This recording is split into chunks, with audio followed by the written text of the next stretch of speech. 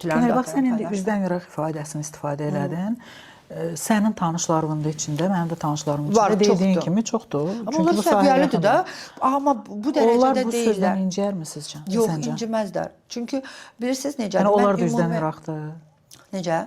Onlar da üzdən yıraqdır. Bir var, baxın, kimisə şəxsi həyatı ümumiyyətlə mənə maraqlı deyil. Mənim üçün insanın insan olmağıdır. Mən heç vaxt insanlar arasında seçim qoymuram nə barədə. Əgər bir insan özünü tanıyırsa, özünə hörmət eləyirsə, o özü bilər.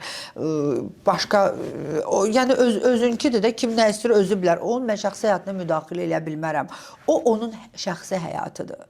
Başa düşdünüz necə? O tərbiyəsizlik eləyəməyənə qədər mənim həyatımda özünü tərbiyəsiz aparan insan yoxdur. Və yaxud, yəni, hər bir cür həyatı var da. Əslində, onlar qorxulu adam deyirlər. Yəni, görürsən ki, mədəni adamlarlar.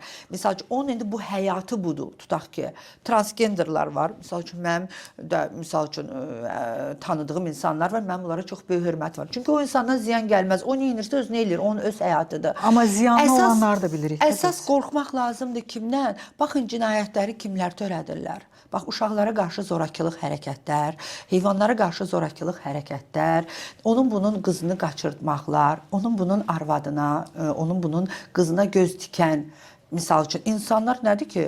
Onlar ki, üzdən yıraq deyirlər. O insanlar da əslində təhlükəli insanlar. Cəmiyyət üçün təhlükəli onlardır. O insanlar geylərdən daha təhlükəlidir. Çox, əlbəttə ki, gey öz həyatını yaşayır. Yəni, onun öz həyatıdır da. Amma o insanlar ki, var ki, ya, misal üçün, uşaqlara qarşı, bir dənə mənə heç olmasa, bir dənə üzdən yıraq göstərin ki, hansısa bir heyvana qarşı pis zorakılıq əməliyyat, hansısa bir uşağı təcavüz edir. Hamısı normal adamlardır da, manyaklar.